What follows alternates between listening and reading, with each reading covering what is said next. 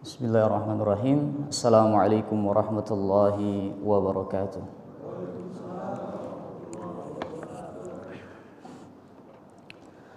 Alhamdulillahi summa alhamdulillah. Wa sallallahu wa sallama wa baraka ala sayyidi wa habibi rasulillah wa ala alihi wa sahbihi wa man walah. La hawla wa la quwwata illa billahil aliyyil azim. Allahumma alimna ma yanfa'una wanfa'na bima 'allamtana wa zidna 'uluman tanfa'una fid dunya wal akhirah. Amin. Rabbi shrah li sadri wa yassir li amri wahlul 'uqdatam min lisani yafqahu qawli. Alhamdulillah, Bapak Ibu jamaah salat subuh Masjid Al-Muhajirin yang dimuliakan Allah Subhanahu wa taala. Pada kesempatan kali ini Allah Subhanahu wa taala kembali pertemukan kita di rumah Allah ini. Itu menandakan bahwasanya kita sedang diberikan kebaikan oleh Allah Subhanahu wa taala. Kita bermohon kepada Allah Subhanahu wa taala sisa waktu kehidupan kita di dunia ini bisa kita manfaatkan dengan baik, yang akan melahirkan kebaikan demi kebaikan, hal-hal positif yang mampu kita lakukan sehingga nanti kita bertemu dengan Allah Subhanahu wa taala tidak ada yang namanya penyesalan yang terlalu besar. Bapak Ibu yang dimuliakan Allah Subhanahu wa taala, pada kesempatan kali ini kita kembali bertemu. Pertemuan hadis ini, pembahasan hadis pertemuan keberapa? Ketiga ya. Kalau ibu hafal, ketiga gitu. Pada kajian hadis arba'in kali ini kita akan membahas hadis yang ketiga. Hadisnya tidak terlalu panjang, yang mana hadis ini berbicara tentang arkanul Islam, rukun Islam. Di sini hadisnya berbunyi an Abi Abdurrahman Abdullah bin Umar bin Al-Khattab radhiyallahu taala anhuma qala.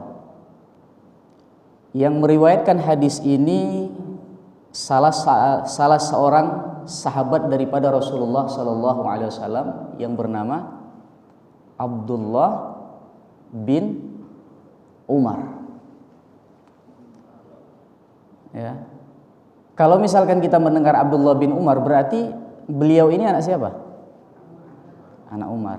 Umar ini siapa? Tetangga saya, bukan. Umar ini adalah salah seorang sahabat terbaik Rasulullah sallallahu alaihi wasallam, khalifatul muslimin. Salah seorang khalifah yang kedua. Beliau memiliki salah seorang anak yang bernama Abdullah. Dan kita akan sedikit menyinggung siapa sih Abdullah bin Umar ini. Dan saya mengambil biografi beliau ini dalam salah satu kitab yang dikarang oleh Al-Imam Az-Zahabi. Nama kitabnya Syiaru A'lamin Nubala. Syiar itu jamak, mufradnya itu sirah. Sirah Nabawiyah. Kan sering dengar tuh ya. Sirah apa artinya? Sejarah. Kalau syiar, sejarah-sejarah, atau bisa diartikan biografi-biografi. A'lam, orang-orang yang memiliki pengaruh besar. An-Nubala, orang-orang yang cerdas. Jadi judul kitab ini Syiaru A'lamin Nubala. Kalau diartikan itu biografi orang-orang besar yang memiliki pengaruh terhadap sejarah Islam. Dikarang salah seorang ulama besar namanya Al-Imam Az-Zahabi. Kitabnya Bapak Ibu 29 jilid. Nanti kalau misalkan ada waktu bisa kita kaji, selesainya hari kiamat. 29 jilid. Ya. Itu alhamdulillah saya punya. Dan ketika berbicara tentang biografi siapapun, saya pasti merujuknya ke situ. Ada yang berbahasa Indonesia? Sepertinya ada. Imam Az-Zahabi ini salah seorang ulama besar yang wafat pada tahun 748 Hijriah. Guru beliau ini sering kita dengar, Syekhul Islam Ibnu Taimiyah. Jadi Ibnu Taimiyah punya murid banyak. 3 murid terbaiknya itu salah satunya Imam Az-Zahabi ini. Mengarang karangannya banyak. Yang kedua muridnya Ibnu Katsir. Sering dengar tafsir Ibnu Katsir? Ibnu Katsir itu murid beliau. Kemudian yang ketiga Ibnul Qayyim Al-Jauziyah. Sering dengar ya? Ibnul Qayyim itu murid beliau juga. Jadi mereka bertiga ini adalah 3 murid terbaik daripada Ibnu Taimiyah. Saya mengambil biografi daripada Abdullah bin Umar itu di kitab Syiaru A'lamin Nubala yang dikarang oleh Al-Imam Az-Zahabi. Berapa kali saya baca? Berkali-kali. Jadi kitab ini Bapak Ibu semua bagusnya itu 29 jilid tadi. Beliau mulai biografi itu dengan biografi manusia terbaik di muka bumi ini. Siapa? Nabi Muhammad. Kemudian terakhir, paling akhir itu beliau kisahkan biografi di situ orang-orang yang wafat ya pada tahun 700-an Hijriah. Beliau kan wafat 748 Hijriah. Jadi dari mulai Nabi Muhammad SAW kemudian sampai orang yang hidup pada tahun 700 Hijriah. Orang-orang yang memiliki pengaruh besar dalam sejarah Islam dimasukkan beliau di situ. Imam Syafi'i juga ada di situ. Imam Syafi'i ketika beliau menceritakan di dalam kitab tersebut itu panjang sekali. Biografi Ustadz Afrizal ada nggak di situ? Nggak ada. Belum ya, belum. Ketua DKM kita ada? Belum ya. Oke, itu sampai 700 Hijriah. Saya ambil di situ. Di situ disampaikan siapa sih Abdullah bin Umar ini? Abdullah bin Umar ini namanya Abdullah bin Umar bin Al-Khattab bin Nufail Al-Adawi Al-Makki Thumma Al-Madani. Abdullah anaknya Umar bin Khattab bin Nufail Al-Adawi Al-Makki. Al-Makki itu artinya apa? Orang yang asalnya dari Mekkah. Misalkan saya dari Singkil misalkan, Afrizal TW As-Singkili. Nah, kalau misalkan kita sini Syekh Al-Batawi dari Betawi. Nah, itulah Al-Makki, orang yang nasabnya atau orang yang dilahirkan di Mekkah. Kemudian ini Tsummal Madani. Tsummal Madani. Madani ini maksudnya Madinah. Beliau lahir di Mekah, hijrah ke Madinah. Beliau ini Bapak Ibu semua masuk Islam itu umur 10 tahun. Ketika beliau hijrah ke Madinah bersama Rasulullah sallallahu alaihi wasallam, ketika umur beliau 12 tahun, masuk perang Badar. Perang pertama kali kaum muslimin. Datang dirinya ke hadapan Rasulullah sallallahu alaihi wasallam meminta izin kepada Rasulullah agar apa? Diberikan izin untuk ikut perang Badar. Umur 12 tahun minta izin kepada Rasulullah untuk ikut perang Badar. Apakah diizinkan Rasulullah? Belum. Beliau tidak patah arang ketika perang Uhud. Ketika umur beliau 14 tahun, beliau datang di hadapan Rasulullah kembali meminta izin kepada Rasulullah agar diberikan izin untuk ikut perang Uhud. Belum diizinkan Rasulullah karena umurnya masih 14 tahun. Ketika perang Khandak itu artinya apa? Parit. Perangnya di parit ya. Ketika umur beliau 15 tahun, ketika beliau mendengar akan ada perang Khandak, beliau datang di hadapan Rasulullah meminta izin kepada Rasulullah. Ketika Rasulullah melihat umurnya 15 tahun, Rasulullah izinkan. Jadi perang Khandak atau perang parit ini menggali parit Bapak Ibu semua. Itu kalau tidak salah panjangnya itu lebih kurang 5 sampai 7 km. Dalamnya 4 meter. Lebarnya 5 meter. Digali nggak pakai alat yang kayak sekarang, pakai pacul. Sampai-sampai ketika Rasulullah mengizinkan Abdullah bin Umar ini untuk ikut perang Khandaq, beliau semangat untuk menggali, membantu kaum muslimin yang ingin berjihad, tertidur beliau di situ. Saking capeknya dan saking semangatnya. Itu umur 12 tahun minta izin perang, bukan ikut misalkan lihat keluarga kita ikut paket wisata religi, ikut, bukan. Ini jihad. Taruhannya nyawa, nggak boleh ngantuk. Umur 12 tahun izin kepada Rasulullah, tidak diizinkan, tidak patah arang, ditunggu 2 tahun kemudian. Izin lagi kepada Rasulullah, tidak diizinkan Rasulullah. Tunggu setahun lagi, izin kepada Rasulullah, baru diizinkan oleh Rasulullah Sallallahu Alaihi Wasallam. Itulah perang pertama yang dilaksanakan oleh Abdullah bin Umar. Setelah itu, setiap perang yang diadakan dan Abdullah bin Umar terdengar, beliau selalu ikut. Saking beliau semangatnya. Beliau ini kan umurnya 10 tahun masuk Islam. Ketika umur beliau 20 tahun, Rasulullah wafat. Jadi kebersamaannya dengan Rasulullah berapa tahun lebih kurang setelah Islam? 10 tahun. Tapi kecintaannya kepada Rasulullah nanti akan kita sampaikan.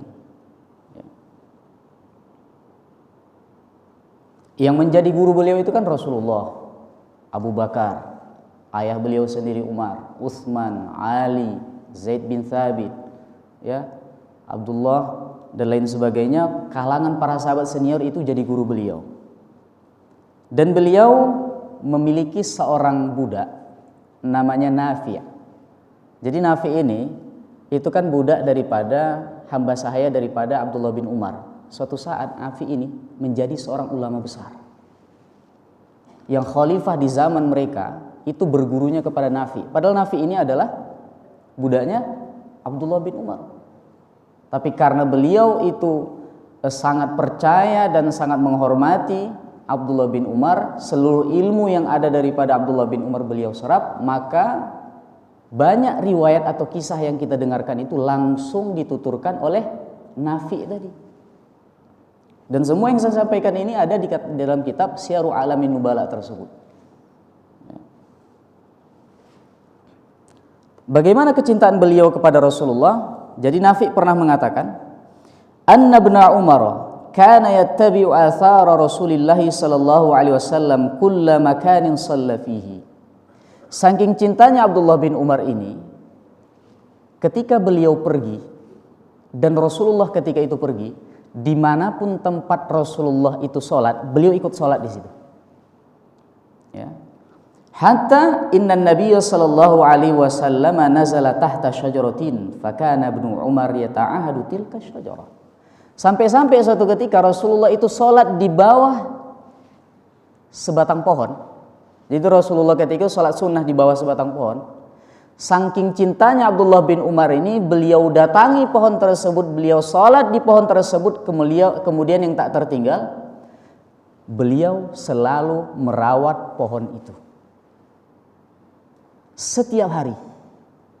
Agar apa? Agar pohon ini selalu menjadi saksi bahwasanya di pohon ini Rasulullah pernah sholat. Dan beliau merawat pohon tersebut. Beliau sholat lagi di situ. Bukan sholat wajib ya. Kalau sholat wajib itu di masjid. Jadi sholat sunnah. Saking cintanya beliau itu kepada Rasulullah. Dan dikatakan oleh para sahabat tidak pernah. Jadi ketika Rasulullah wafat, umurnya kan 20 tahun. Ketika beliau mengisi kajian di hadapan para sahabat ketika itu, di hadapan murid-muridnya ketika itu, tidak pernah beliau itu disebutkan nama Nabi Muhammad kecuali beliau itu meneteskan air mata. Karena apa? Ketika Rasulullah hidup, setiap permasalahan itu beliau ceritakan kepada Rasulullah. Ada jalan keluar. Ketika Rasulullah sudah tidak ada, kepada siapa lagi beliau untuk bercerita? Karena beliau yakin bahwasanya ketika beliau menceritakan kepada Rasulullah, Rasulullah menjauh itu dengan wahyu. Bimbingan Allah Subhanahu wa taala. Ketika Rasulullah sudah tidak ada, bagaimana? Jadi ketika beliau ngisi kajian disebutkan nama Nabi Muhammad, ketika menceritakan tentang Nabi Muhammad, beliau itu meneteskan air mata. Saking cintanya kepada Rasulullah, saking rindunya kepada Rasulullah sallallahu alaihi wasallam. Nah, pernah suatu ketika, jadi kebiasaan para sahabat Bapak Ibu semua, ketika mereka memiliki mimpi, setelah esoknya terjadi mimpi, mereka para sahabat ini mendatangi Rasulullah, menceritakan kepada Rasulullah Sallallahu Alaihi Wasallam. Suatu ketika Ibnu Umar ini bermimpi dan beliau mengatakan, "Fara'aitu kana malakaini atayani fadhhaba bi ilan nari." Dalam mimpi tersebut saya didatangi oleh dua orang malaikat, kata Abdullah bin Umar. Dua malaikat ini membawa saya ke hadapan neraka. Dan saya lihat ternyata neraka itu seperti sumur, dan sumurnya itu begitu dalam. Dan ketika saya dihadapkan oleh kedua malaikat ini ke sumur tersebut, yang mana sumur tersebut adalah neraka, saya melihat di dalamnya ternyata ada orang-orang yang saya kenal orang-orang itu. Dia bermimpi, dua orang malaikat dihadapkan kepada neraka. Takut kan beliau, ini jangan-jangan saya mau dimasukkan ini. Ketika misalkan beliau melihat ada orang-orang yang dikenal langsung oleh Abdullah bin Umar. Tapi kedua malaikat itu mengatakan, "Lan tura." Jangan takut. Jangan takut, kata malaikat. Ketika itu beliau terbangun. Keesokan harinya beliau menghadap kepada Rasulullah Sallallahu Alaihi Wasallam. Oh tidak, beliau tidak menghadap kepada Rasulullah. Ketika itu beliau memiliki mimpi, tapi beliau agak malu, agak segan untuk menceritakan kepada Rasulullah. Beliau menceritakan kepada siapa? Kepada kakak beliau. Siapa? Hafsah. Hafsah binti Umar bin Al-Khattab. Siapa Hafsah ini? Istri Rasulullah. Jadi Abdullah bin Umar ini punya kakak namanya Hafsah. Hafsah itu istri Rasulullah. Jadi secara langsung bahwasanya Abdullah bin Umar ini adalah adik ipar Rasulullah. Ayahnya Umar bin Khattab, kakaknya Hafsah yang menjadi istri Rasulullah Sallallahu Alaihi Wasallam. Ketika itu beliau ceritakan kepada kakaknya. Dan ternyata kakak beliau ini, Ummul Mukminin Hafsah binti Umar bin Khattab, menceritakan kepada Rasulullah Sallallahu Alaihi Wasallam. Apa dikatakan Rasulullah ketika beliau mendengar cerita mimpi daripada Abdullah bin Umar ini? Beliau katakan, "Ni'mar rajulu Abdullah law kana yusalli bil lail." Sebaik-baik pemuda itu adalah Abdullah bin Umar jikalau dia selalu melakukan sholat malam. Sebaik-baik pemuda itu adalah Abdullah bin Umar jikalau dia selalu melakukan sholat malam. Ketika Hafsah mengatakan jawaban Rasulullah terhadap mimpinya itu kepada Abdullah bin Umar ini, fakana ba'du la yanamu minal laili illal qalil. Setelah itu Abdullah bin Umar ini tidak pernah meninggalkan sholat malam, dan ketika malam itu bagi dirinya itu hanya sebentar saja. Selebihnya apa yang beliau lakukan? Qiyamul lail. Dan Abdullah bin Umar ini saking taat dan ibadahnya itu luar biasa. Setiap satu sholat satu wudu. Sholat 2 rakaat wudu. Setelah wudu baca Quran. Setelah baca Quran, wudhu lagi, sholat lagi, baca Quran lagi. Sehingga suatu ketika ada salah seorang sahabat beliau nanya kepada Nafi yang menjadi hamba sahaya atau budak daripada Abdullah bin Umar ini.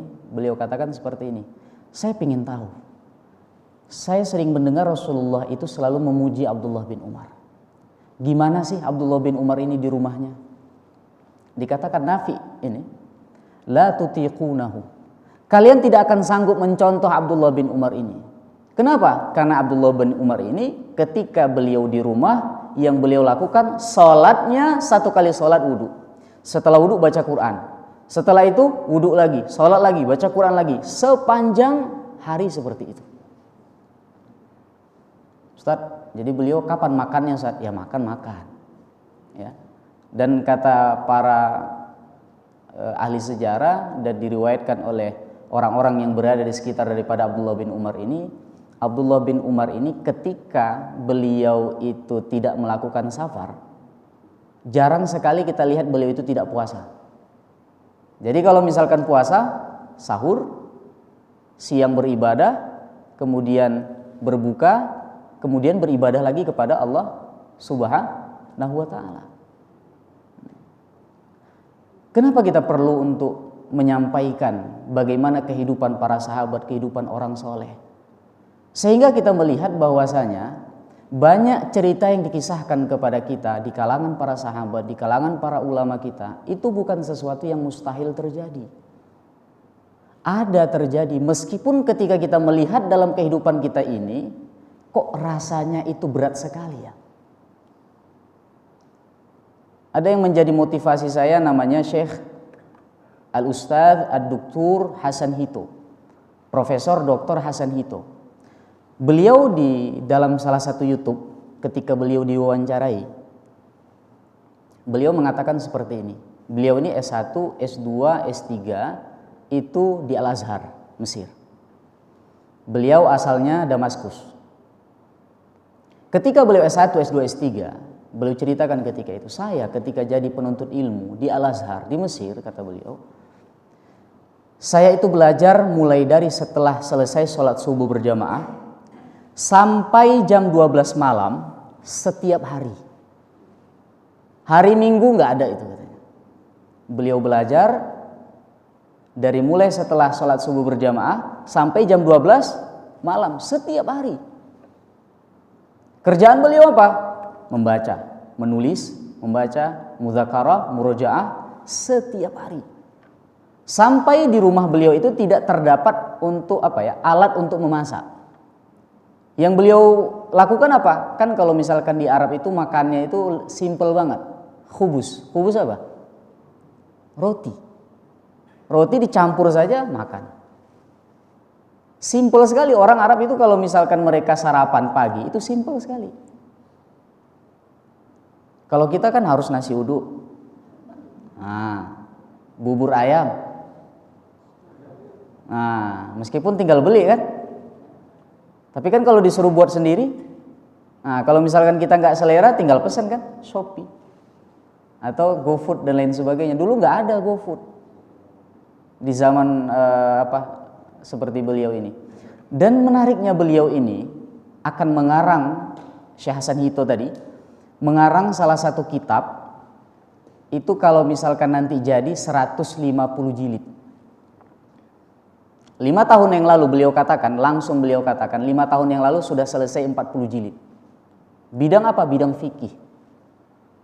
Saking kehidupan beliau itu dari pagi sampai malam ilmu. Kalau misalkan kita pikir, kalau misalkan kita hanya mendengar dari orang lain, mungkin kita kayaknya nggak mungkin dah. Tapi ini yang menceritakan Syekh Hasan itu tersebut. Ketika diceritakan kepada misalkan seperti kita para penuntut ilmu, ketika seperti ini diceritakan kepada kita, ada motivasi dalam kehidupan kita bahwasanya ada manusia di zaman sekarang yang mampu melakukan hal-hal seperti itu. Masa sih kita ketika diajak kajian 1 jam 2 jam tidak mau gitu. Mereka saja para ulama kita untuk menuliskan itu membutuhkan waktu bertahun-tahun. Ya, seperti yang kita kisahkan Imam Syafi'i itu, Imam Nawawi yang mengumpulkan hadis arba'in ini selama 2 tahun tidak pernah meletakkan punggungnya itu di kasur. Jadi cara beliau tidur itu ya ketika ngantuk tidur seperti ini. Bangun, kembali membaca, menulis.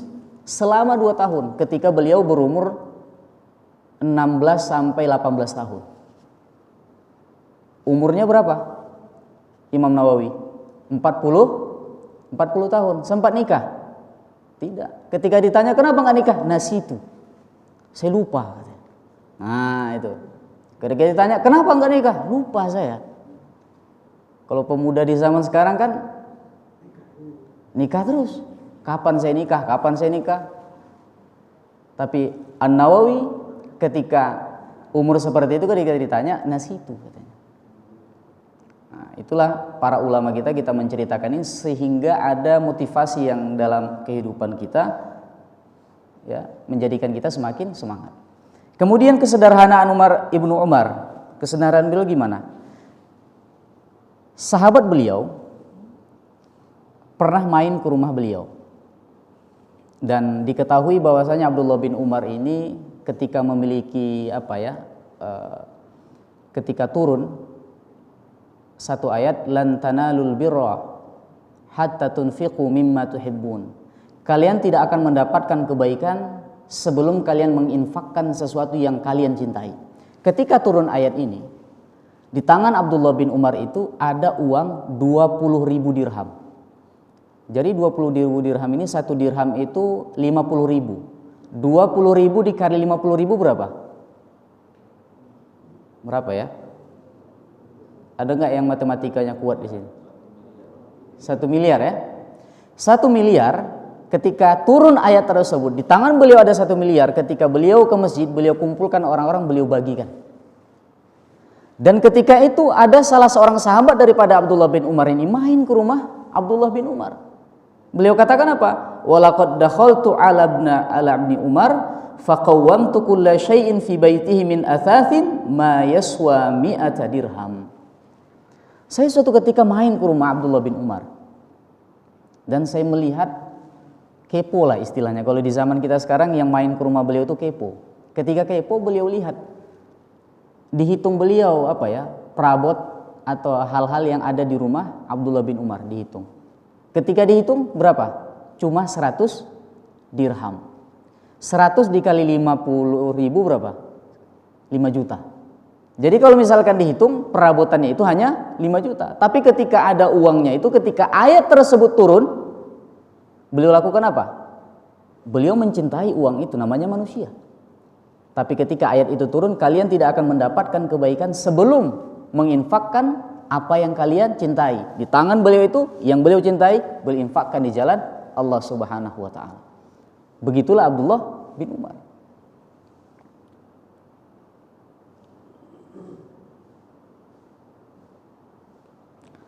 Bagaimana ibadah Abdullah bin Umar? Ada sebuah hal yang menarik ketika itu. Di zaman Abdullah bin Umar ini kecil, ya, ibu daripada Abdul Malik bin Marwan, salah seorang khalifah, beliau memiliki seorang ibu. Jadi kan biasa itu di kerajaan ada kan yang namanya hamba sahaya ya, di zaman dulu. Jadi hamba sahaya itu bukan hanya terbatas kepada orang-orang yang sudah dewasa, tapi orang-orang yang parubaya, anak-anak yang umur belasan tahun itu biasa dikumpulkan di situ. Mereka hamba sahaya. Jadi beliau ini menyuruh salah satu pengawal kerajaan mencari salah seorang hamba sahaya, tapi anak-anak, agar dia agar misalkan diberikan skill, kemudian diberikan ilmu. Artinya orang-orang ini akan dijadikan orang-orang yang dekat kepada kerajaan, tapi status mereka hamba sahaya.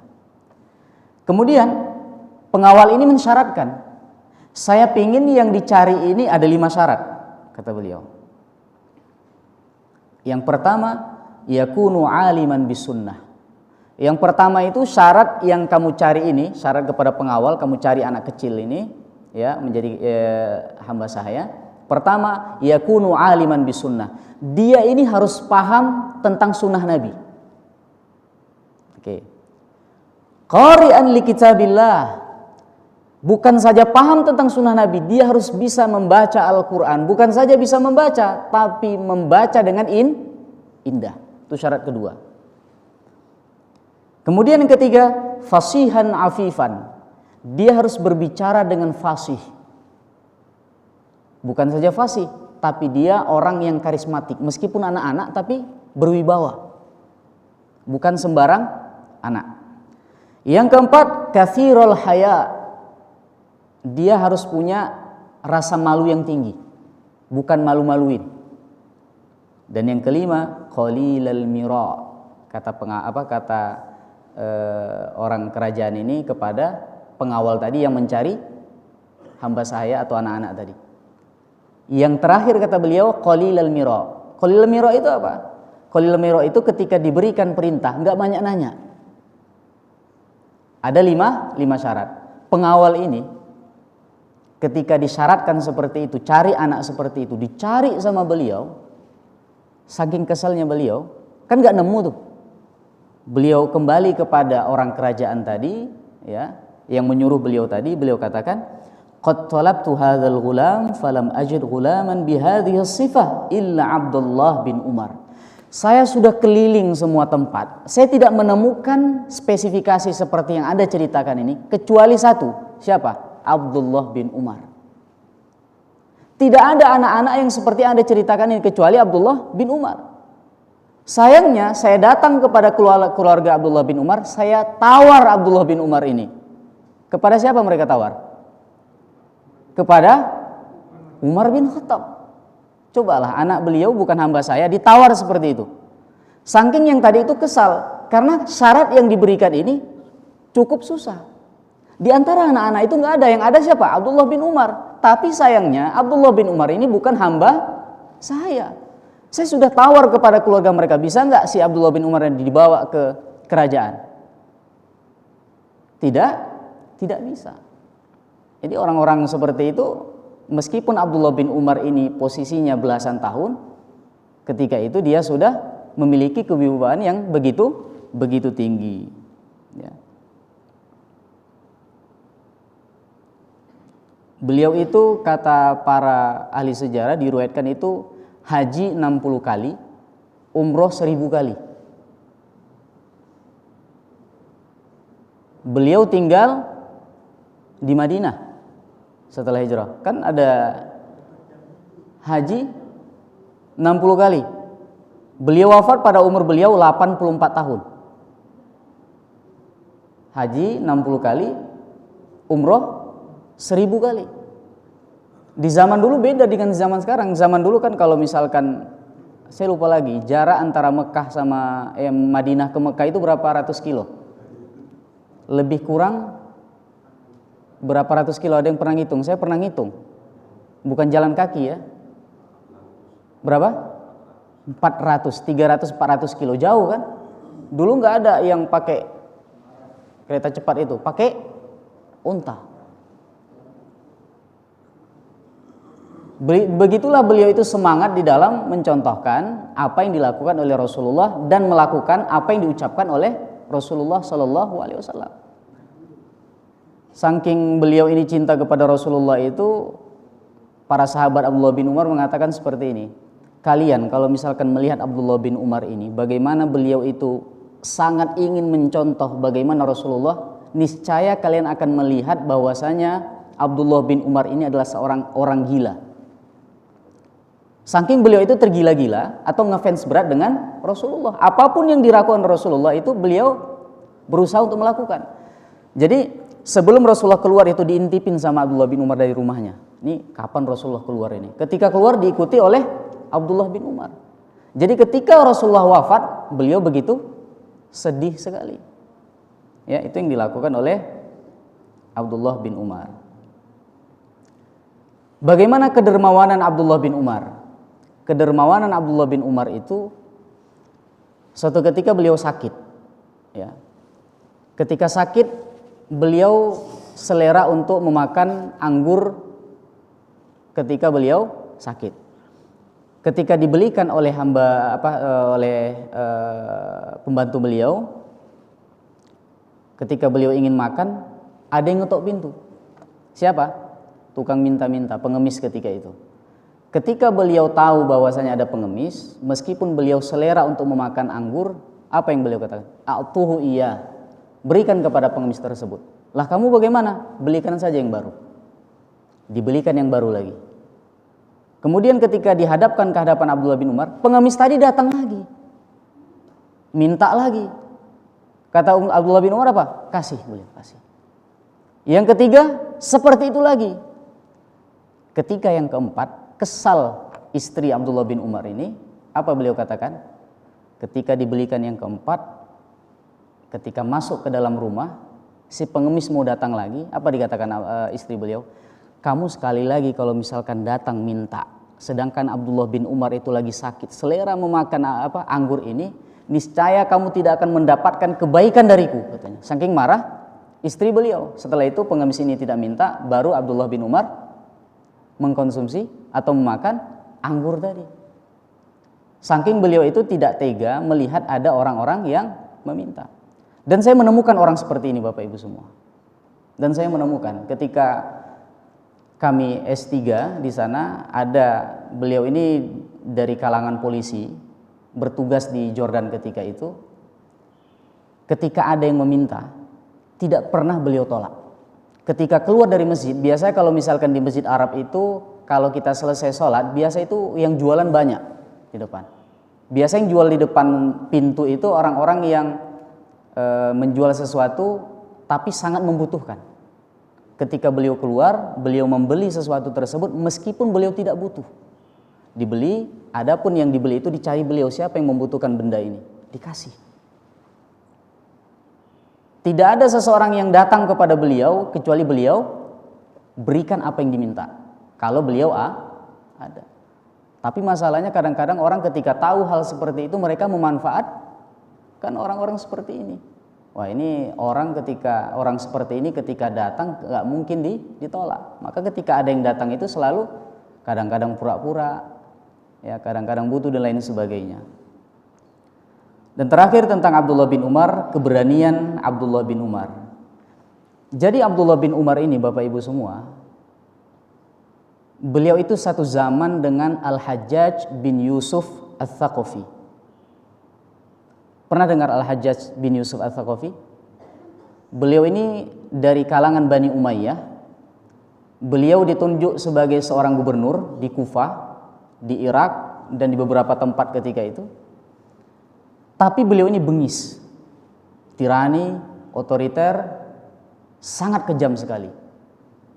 Ketika beliau tahu, ketika beliau memberikan sebuah pendapat dan pendapat beliau ini ditantang, meskipun yang menantang itu adalah keturunan Abu Bakar, keturunan Umar, atau bahkan keturunan Nabi Muhammad SAW, beliau tidak segan-segan untuk mencelakainya. Namanya Al-Hajjaj bin Yusuf Ats-Tsaqafi. Jadi ketika beliau ini menjadi seorang gubernur, jadi gubernur di zaman dulu tuh biasa ngisi khutbah Jumat. Gubernur tapi ngisi khutbah Jumat. Ketika beliau khutbah itu terlalu panjang. Sampai-sampai waktu ketika itu waktu yang disunnahkan untuk melakukan sholat Jumat itu lewat. Ketika selesai sholat, Abdullah bin Umar ini meskipun tahu bahwasanya itu orang sangat bengis, sangat kejam, diktator, beliau datang. Apa kata beliau? Ya aduwallah, wahai musuh Allah. Coba bilang, wahai musuh Allah, inna syamsa la tantadhiruk. Sesungguhnya matahari itu tidak pernah menunggumu. Waktu itu berlalu. Ketika engkau terlalu panjang menceritakan sesuatu yang mana para kaum muslimin ingin melaksanakan sholat Jumat, padahal sholat Jumat itu ketika dilakukan khutbah hanya cukup beberapa menit saja sudah cukup. Ini kamu terlalu lama. Kemudian dikatakan karena beliau dikatakan seperti itu, beliau tersinggung. Siapa yang tidak tersinggung dikatakan seperti itu? Ternyata Abdullah bin Umar ini mengatakan hal seperti itu bukan karena beliau ini melakukan sekali dua kali, sering sekali. Karena beliau menganggap punya power ketika itu, berbicara sesuatu itu suka-suka dia. Saya gubernur loh, mau bicara dari siang sampai sore suka-suka saya. Gak ada yang berani menegurnya, hanya Abdullah bin Umar. Dan Abdullah bin Umar ini kenapa mengucapkan seperti itu? Karena beliau tahu Al-Hajjaj bin Yusuf Ats-Tsaqafi ini tidak segan-segan melukai atau bahkan membunuh seseorang ketika seorang tersebut tidak setuju dengan pendapat beliau. Beliau mengatakan seperti itu. Kemudian dikatakan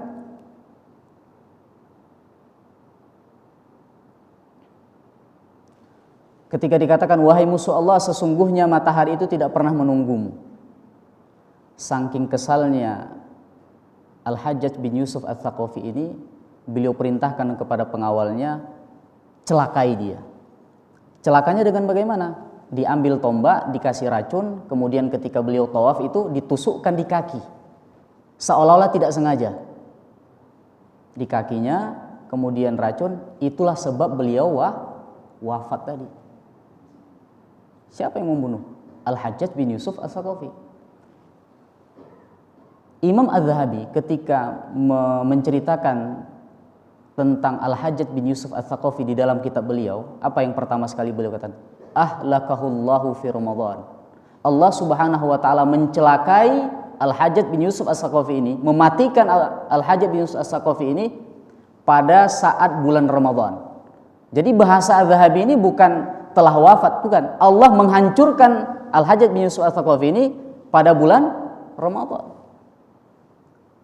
Itulah bagaimana para ulama itu sangat tidak suka kepada Al-Hajjaj bin Yusuf As-Saqafi ini. Yang pernah membom Ka'bah beliaulah. Ka'bah itu dibom. Kenapa? Karena terjadi perang ketika itu, beliau ingin masuk ke dalam itu, tidak diberikan jalan karena ada Abdullah bin Zubair ketika itu, ya, tidak setuju dengan kepemimpinan daripada Al-Hajjaj bin Yusuf As-Saqafi ini. Mereka mendekat di Ka'bah, saking kesalnya Al-Hajjaj ini dibom Ka'bah tadi. Maka Ka'bah ketika itu terjadi kerusakan yang cukup parah ketika itu. Yang melakukan siapa? Al-Hajjaj bin Yusuf As-Saqafi. Meskipun ketika kita lihat biografi ini, Al-Hajjaj bin Yusuf As-Saqafi ini sangat ta'zim kepada Al-Quran, sangat mencintai orang-orang yang mengajarkan Al-Quran. Tapi kata para ulama, beliau ini banyak kelebihannya, banyak hal-hal yang dilakukannya, tapi juga banyak dosa-dosa yang dia lakukan. Membunuh orang. Kalau misalkan dihitung pala hari sejarah itu yang dibunuh beliau ini ribuan orang. Meskipun beliau ini gubernur di zaman khilafah Bani Umayyah. Nah, inilah yang menyebabkan Abdullah bin Umar itu wafat. Kemudian riwayat ini yang meriwayatkan hadis ketiga ini adalah Abdullah bin Umar. Hadisnya pendek. Apa yang dikatakan Abdullah bin Umar? Sami'tu Rasulullah sallallahu alaihi wasallam yaqul, "Bunyal Islamu ala khamsin. Syahadati an la ilaha illallah." Islam itu dibangun atas 5 perkara. Ya. Pertama, syahadati an la ilaha illallah. Pertama, syahadat bahwasanya tiada Tuhan yang berhak disembah kecuali Allah. Wa anna Muhammadar Rasulullah, bahwasanya Nabi Muhammad itu adalah utusan Allah. Yang pertama, syahadat. Syahadat ini, kata para ulama, tidak boleh dibalik. Jadi kalau misalkan ada orang yang syahadat, saya bersaksi bahwasanya Nabi Muhammad adalah utusan Allah. Dan saya bersaksi bahwasanya tiada Tuhan yang berhak disembah kecuali Allah. Tidak sah syahadatnya. Harus yang pertama itu, saya bersaksi bahwasanya tiada Tuhan selain Allah. Yang kedua, wa iqamis shalah, mendirikan salat. Yang ketiga, wa ita'iz zakah, membayar zakat. Yang keempat, wa hajjil baiti man istata'a, wa hajjil bait. Ya, haji ke Baitullah. Yang kelima, wa shaumi Ramadan, puasa Ramadan. Dan menariknya para ulama kita mengatakan melalui hadis ini Rasulullah ingin menekankan kepada kita bahwasanya Islam itu, ini kan rukun Islam. Islam itu bukan saja sesuatu yang terkait dengan akidah. Al-Islamu aqidatun wa amal. Islam itu atau rukun Islam itu akidah plus amal. Jadi kalau misalkan akidah itu kan keyakinan. Kalau misalkan ada orang mengatakan kita ini ya cukup yakin saja tiada Tuhan selain Allah, nanti masuk surganya. Pakai dalil lagi. Dalilnya apa? Rasulullah pernah bersabda. Apa kata sabda? Man qala la ilaha illallah mukhlisan dakhalal jannah. Barang siapa yang mampu mengatakan la ilaha illallah secara ikhlas, pasti dia masuk surga. Berarti kalau misalkan kita melihat hadis ini, kita yakin saja tiada Tuhan selain Allah, Nabi Muhammad adalah utusan Allah, santai-santai saja pasti masuk surga. Dibahas oleh para ulama kita, iya masuk surga kapan? Terpuruk-puruk dulu di neraka, gosong dulu di neraka. Karena tidak melakukan amal sebagaimana diminta oleh Allah dan Rasulullah. Kenapa? Islam itu bukan saja terkait dengan keyakinan. Islam itu aqidatun wa amal. Aqidah dan amal. Buktinya apa? Rukun Islam tadi. Setelah orang syahadat, apa setelah itu? Mendirikan salat, amal. Bayar zakat, amal. Yang ketiga, haji, amal. Yang keempat, Puasa Ramadan juga amal. Akidah itu yang pertama, setelah itu konsekuensinya apa? Beramal. Makanya Imam Ghazali pernah mengatakan, sesuatu yang Allah wajibkan kepada kita, itu modal kita. Untungnya apa? Sunnah-sunnah yang kita lakukan. Jadi kalau misalkan kita mencukupkan diri kita dengan sesuatu yang wajib, kita itu pulang modal. Kalau kita tidak menambah sesuatu yang sunnah. Sunnah itu adalah ribah, kata Imam Ghazali. Maka orang yang berdagang, apakah dia hanya menginginkan balik modal? Tidak. Harus ada untung. Belum lagi ketika kita melakukan yang namanya amalan, ada yang kurang. Sholat kita rukunnya kurang. Syaratnya kurang. Makanya ditambal dengan ibadah yang sunnah tadi. Nah, makanya rukun Islam ini adalah sesuatu yang terkait dengan akidah dan amal. Nah, terkait dengan salah satu pembahasan di sini ada mendirikan sholat, kita sudah jelaskan, kemudian membayar zakat, haji, puasa Ramadan. Dan ketika saya buka kitab yang dikarang oleh Ibnu Rajab Al-Hambali, kitabnya Lataiful Ma'arif, ketika beliau menceritakan atau menukilkan sebuah hadis, man shoma ramadhana imanan wa ihtisaban ghufira lahu ma taqaddama min dzanbi. Barang siapa yang melakukan puasa Ramadan dengan penuh kesadaran, ya, sering kita dengar itu kan ketika Ramadan kan akan diampunkan dosanya yang telah lalu. Ketika kita lihat pendapat para ulama, mayoritas ulama mengatakan yang diampunkan itu hanya dosa kecil. Mayoritas ulama kita mengatakan puasa pun kita 30 tahun misalkan, dengan hadis tersebut, barang siapa yang melakukan puasa Ramadan dengan penuh kesadaran, keimanan kepada Allah Subhanahu wa taala, akan Allah hapuskan dosanya. Dosa yang dimaksud itu adalah dosa kecil. Dosa besar bagaimana? Para ulama kita mengatakan wal kabairu la budda laha min taubatin nasuh. Sedangkan dosa besar itu cara pengampunannya dengan taubatan nasuha, bukan dengan cara amal. Ketika ada orang yang melakukan dosa besar, dia bertaubat kepada Allah, kalau Allah terima taubatnya, maka Allah akan ampunkan. Maka orang ada yang salah paham ketika itu. Ya, kalau misalkan saya puasa berarti dosa-dosa yang lalu lewat ini. Nah, bahkan ada kawan saya yang salah paham ketika itu, kalau sholat di Masjidil Haram berapa kali pahalanya? 100.000 kali dibandingkan sholat di Indonesia lah misalkan. Ketika itu beliau bercanda sepertinya. Pas sudah selesai umroh kan sholatnya berkali-kali tuh. Ketika masuk waktu sholat, ada antum ke masjid lah, pahala saya sudah banyak nih. Kenapa? Sholat di Masjidil Haram berkali-kali. Kalian kan nggak umroh katanya. Karena sekali sholat saya 100.000 kali, sementara kita sholat di sini paling 27 kali. Sekali sholat mereka di sana, kita baru 27 kali. Saking beliau istilahnya bercanda ketika itu, saya yakin ya. Pahala saya sudah banyak lah. Ayo sholat tepat waktu lah antum. Kasihan nanti antum pahalanya kalah sama saya katanya. Ini yang salah paham. Ketika pahalanya sebesar itu, sombong hilang kan. Makanya itu sangat berbahaya. Dan ditutup oleh Syekh Mustafa Al-Bugha terkait dengan hadis ini, rukun Islam ini, beliau mengatakan dan menekankan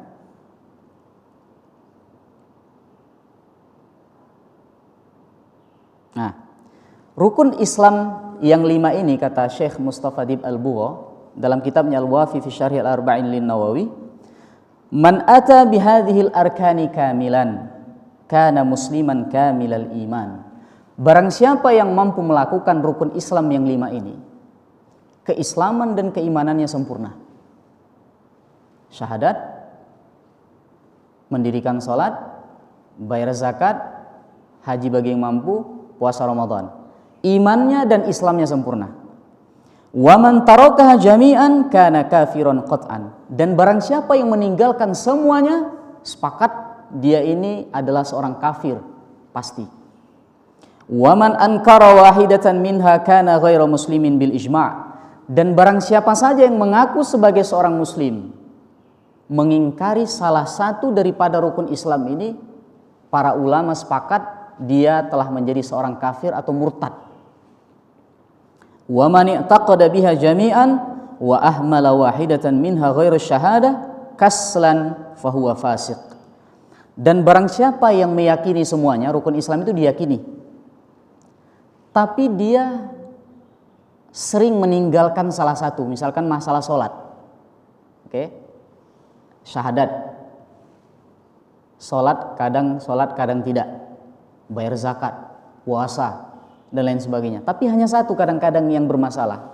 Kata Syekh Mustafa Dibbugo, menurut mayoritas ulama, fahuwa fasik. Menurut mayoritas ulama, seseorang ini adalah fasik. Fasik itu apa? Orang yang telah melakukan dosa besar. Waman ata bil a'mali wa aqarra bil lisanihi mujamalatan fahuwa munafiq.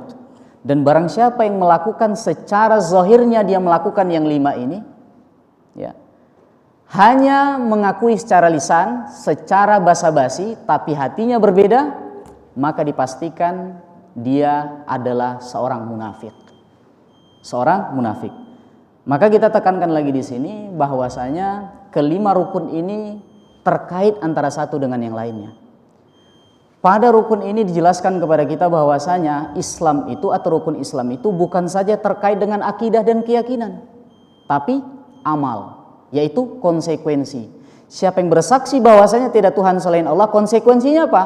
Harus sholat, harus bayar zakat, harus puasa Ramadan, harus haji bagi yang mampu. Nah, maka konsekuensi itulah yang diberatkan oleh Allah Subhanahu wa taala kepada orang-orang yang telah bersyahadat kepada Allah Subhanahu wa taala. Wallahu taala a'lam bishawab. Mungkin ada yang ingin bertanya atau ingin menambah penjelasan, saya persilahkan.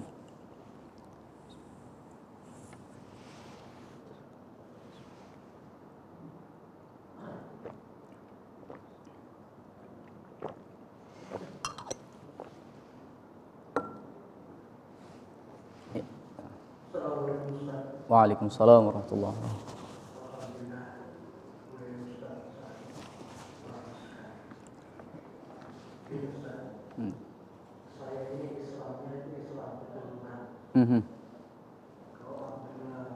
Bin Umar? Ya, 10 tahun. Beda kualitasnya di mana?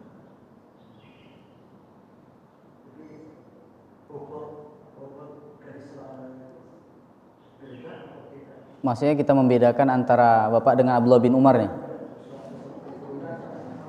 Oh, selang keturunan, baik.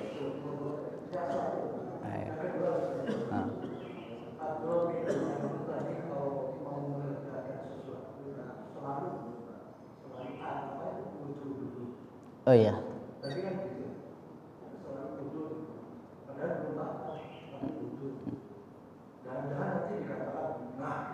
Dikatakan bid'ah. Iya.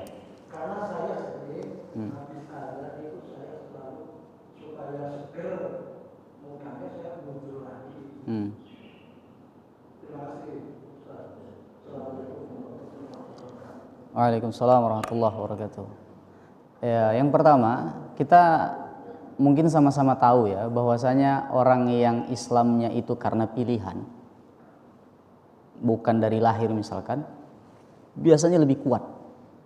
Ya, kita melihat bahwasanya ada orang yang memutuskan untuk memeluk agama Islam, ketaatannya itu bahkan lebih taat daripada ustadz. Kenapa? Karena dia memilih dengan pilihan dia. Kenapa dia memilih? Karena dia tertarik, kemudian puas, dan dia menerima konsekuensi. Dan biasanya orang seperti ini ketika disampaikan kebaikan mudah untuk menerimanya. Kualitas orang yang memilih Islam dengan cara pilihan sendiri itu biasanya lebih baik. Tapi bukan berarti kita yang Islam secara keturunan dilahirkan dari kedua orang tua yang Muslim itu tidak baik, bukan. Tugas kita adalah mencari titik di mana kita puas dengan Islam itu, sehingga apa? Sehingga kita terus bersemangat untuk melakukan ibadah. Makanya kadang-kadang kalau misalkan kita hanya memikir sesuatu itu dengan doktrin saja, misalkan kita hanya yang penting saya terima saja, kadang-kadang tidak ada rasa kepuasan. Makanya sering disampaikan oleh para ulama kita ketika ibadah ini, kenapa ibadah ini disyariatkan oleh Allah? Hikmahnya ini agar kita apa? Semakin menyatu dengan ibadah tersebut. Agar lahir apa? Agar lahir ibadah yang dilakukan oleh seorang manusia atau seorang muslim itu dengan ibadah yang benar-benar difahami dengan baik. Bukan hanya sekedar ikut-ikutan saja. Makanya sering saya sampaikan itu ada sebuah doa yang kalau bisa itu jangan ditinggalkan, dan ini diajarkan oleh Rasulullah SAW yang diriwayatkan oleh Imam Muslim, hadisnya hadis sahih, ketika Rasulullah mengatakan inna quluba bani adama kullaha baina isba'aini min asabi'ir rahmani yusarrifuha kaifa yasha. Sesungguhnya seluruh hati manusia itu dalam genggaman Allah. Allah yang menggerakkan hati tersebut ke arah mana yang Allah kehendaki. Jadi kalau misalkan Allah sudah menggerakkan hati kita terhadap sebuah ibadah agar kita cinta kepada ibadah tersebut, artinya kita sudah mendapatkan kebaikan yang sangat banyak. Allah berkenan memberikan kepada kita sebuah hati yang mana dengan hati tersebut kita sebangkan. Sama dengan orang-orang yang memilih Islam tersebut, yang memberikan mereka hati siapa? Allah. Kenapa mereka bisa cinta seperti itu? Karena Allah berikan rasa seperti itu. Ketika kita sudah tahu, maka Rasulullah katakan, sering-seringlah berdoa, ya muqallibal qulub tsabbit qulubana ala dinika wa ta'atik. Ini doa langsung diajarkan Rasulullah. Wahai zat yang membolak-balikkan hati, tetapkan hati kami untuk beribadah dan taat kepadamu. Kita minta sama Allah. Allah itu ketika menginginkan sesuatu tidak perlu izin kepada orang lain. Bapak kalau misalkan kadang-kadang kan kita merasakan untuk melakukan sesuatu itu setelah melakukannya kita bahagia kan? Kadang-kadang juga ketika kita melakukan itu tidak ada rasa bahagia, biasa saja. Ketika rasa bahagia dan tidak tersebut, yang mengendalikan itu adalah Allah. Ketika kita tahu, mintanya sama Allah agar diberikan rasa seperti itu. Seperti orang-orang yang Islamnya itu benar-benar memilih keislamannya dengan pilihannya sendiri. Itu yang pertama. Yang kedua, Abdullah bin Umar tadi selalu wudu. Itu namanya tajdidul wudu. Mengupdate wudu. Itu sunnah. Saya misalkan nih, saya sholat, wudu saya masih ada, tapi saya wudu lagi. Wudu saya itu saya lakukan sunnah, bukan yang wajib. Dan itu sunnah ketika dilakukan mendapat pahala, ketika ditinggalkan tidak berdosa. Beda halnya ketika saya sudah sholat, batal. Saya ingin sholat lagi, maka wudu yang saya lakukan itu jadi wajib. Tapi kalau yang tadi dia masih ada wudunya, kemudian dia melakukan itu sunnah. Jadi Abdullah bin Umar tadi melakukan sunnah. Agar dalam kehidupannya itu selalu ada sunnah yang dia lakukan. Pasti tambah pahala. Tambah saldo belum tentu. Kalau tambah saldo beda lagi deh. Oke, yang lain mungkin ada Bapak Ibu semua? Ingin menambah mungkin? Nambah konsumsi? Ya, silakan. Assalamualaikum warahmatullahi wabarakatuh. Waalaikumsalam warahmatullahi wabarakatuh. Mau mengkonfirmasi ya Ustaz. Tadi kan dikatakan bahwa Abdullah bin Umar itu punya murid yang terbaik itu ada 3. Seperti itu ya Ustaz ya? Yang kalau yang Abdullah bin Umar muridnya Nafi. Kalau yang murid 3 itu Syekhul Islam Ibnu Taimiyah, ada Zahabi. Yang ingin saya mau jelasin mau pertanyakan itu adalah Abdullah bin Umar ini adalah anaknya Umar. Ya. Nah, pertanyaannya, siapa saudara-saudara dari Abdullah bin Umar ini? Iya. Ya. Apakah anaknya Umar itu hanya 1 orang Iya. atau berapa orang? Kemudian adakah yang juga mengikuti jejaknya Abdullah bin Umar? Iya. Sehingga kita dapat informasi yang lebih konkret saudara-saudaranya dari Abdullah bin Umar. Iya. Kemudian yang satu lagi adalah tadi disebutkan bahwa hidupnya sehari-hari adalah beribadah. Kapan dia kerja? Sumber dananya dari mana? Iya. Kehidupannya sehari-hari. Dia punya passive income. Demikian. Terima kasih. Wassalamualaikum warahmatullahi wabarakatuh. Waalaikumsalam warahmatullahi wabarakatuh. Baik. Biasa memang diceritakan di kalangan di antara beberapa anak itu kan kita kadang sering mendengar namanya misalkan Abu Bakar. Kemudian kita tidak sering mendengar anaknya itu siapa-siapa saja. Biasa yang diceritakan itu anak-anak yang memang punya pengaruh besar dalam sejarah Islam. Pastinya anak Umar bin Khattab ini berapa saya lupa lagi, tapi yang paling sering disebutkan oleh ahli sejarah itu saudari kandungnya itu yaitu Hafsah binti Umar tadi. Hafsah binti Umar. Ada anak Umar bin Khattab yang lain, tapi tidak pengaruhnya itu tidak seperti pengaruh daripada Abdullah bin Umar ini. Maka diceritakan Abdullah bin Umar, kemudian saudarinya itu Hafsah. Hafsah itu istri daripada Rasulullah. Kemudian ibunya itu namanya Zainab bintu Mad'un, ya. Jadi yang diceritakan memang nama-nama yang punya pengaruh besar. Ya, prestasi besar. Yang lain ada prestasi, tapi tidak sebesar yang Abdullah bin Umar, Hafsah dan lain sebagainya. Itu yang pertama. Yang kedua, kapan kerjanya? Nah, menarik ini. Itu kan di zaman terjadi perang, itu kan ketika kaum muslimin menang kan ada harta rampasan ya. Harta rampasan yang didapatkan itu bukan sedikit, Pak. Jadi beliau itu memiliki kebiasaan harta yang didapat itu beliau putar kembali, dan terkadang yang mutar itu bukan beliau. Beliau berikan dana, kemudian diputar oleh yang memiliki dana, kerjasama. Dan beliau memiliki kebiasaan juga ketika beliau, kadang-kadang kan harta rampasan itu bukan harta saja. Kadang ada orang jadi hamba sahaya. Nah, hamba sahaya itu kadang-kadang dijual belikan, itu di zaman dulu tidak masalah. Ketika beliau punya hamba sahaya, ada yang beli, beliau terima uangnya, dan harganya itu sangat mahal. Pendapatan beliau dari situ. Nah, jadi kalau misalkan wah kayaknya sholat saja kayak pasif income-nya, dari situlah pasif income-nya tadi, berputar uangnya tadi. Nah, lebih kurang seperti itu, Pak. Ya, silakan, Pak. Menarik, dibawa ke zaman sekarang. Ya, Pak Rizal. Ya. Dibawa ke zaman sekarang, di saat terjadi perang di Indonesia. Perang periodenya adalah masalah akidah agamanya. Terus habis itu negara yang kita serang itu misalkan Islam nih, ya, menyerang misalnya Israel. Terus Israel yang punya harta itu kita rampas, itu berarti sah di hadapan Hamba sahaya gitu. Kita jadikan harta rampasannya. Iya, harta rampasannya Ya. di negara itu berarti halal. Kalau dia kafir harbi itu apa? Kafir yang memerangi kita. Iya. Ada kafir dhimmi. Mereka ini kafir harbi. Kalau misalkan terjadi halal. Kafir harbi. Harbi itu apa? Yang memerangi. Jadi Israel itu apakah memerangi kita? Ya jelas. Ya, kalau misalkan terjadi, ya sah. Tapi kadang-kadang hal seperti ini terkendala di peraturan internasional.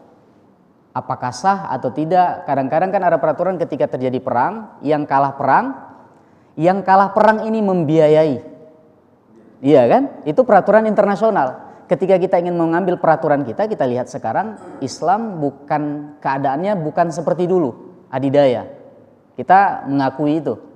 Ketika kita ingin mengamalkan terkendala dengan peraturan internasional, tapi secara hukum kalau dia kafir harbi bukan dhimmi ya.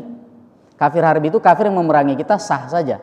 Kalau dhimmi, kafir yang tidak memerangi kita, ketika dia datang ke negara kita bahkan kita lindungi, itu tidak boleh. Tapi kalau dia kafir harbi yang memerangi kita bahkan membunuh kita, ketika terjadi perang sah-sah saja. Lebih kurang seperti itu. Nah, baik, kalau misalkan tidak ada, alhamdulillah kajian hadis kita yang ketiga telah selesai. Kita berdoa kepada Allah Subhanahu wa taala, apapun yang kita dengar Allah catat jadi pahala dengan keikhlasan yang kita lakukan. Kemudian Allah memudahkan bagi kita untuk mampu mengamalkan apa yang kita pelajari hari ini, dan Allah memberikan keberkahan dari setiap waktu dan langkah yang kita lakukan. A'udzubillahi minasyaitonirrajim. Bismillahirrahmanirrahim. Alhamdulillahirabbil alamin, hamdan yuwafi ni'amahu wa yukafi'u mazidah. Ya Rabbana lakal hamdu kama yanbaghi li jalali wajhikal karim wa 'azimi sultanik. Allahumma salli ala sayyidina Muhammad wa ala alihi wa sahbihi wa sallim. Allahumma inna na'udzubika min 'ulumin la tanfa' wa min qulubin la takhsha' wa min nufusin la tashba' wa min da'watin la yustajabu laha ya arhamar rahimin. اللهم ارزقنا فهم النبيين وحفظ المرسلين وإلهام الملائكة المقربين يا رب العالمين. ربنا آتنا في الدنيا حسنة وفي الآخرة حسنة وقنا عذاب النار. سبحان ربك رب العزة عما يصفون وسلام على المرسلين والحمد لله رب العالمين. شكرا. والسلام عليكم ورحمة الله وبركاته.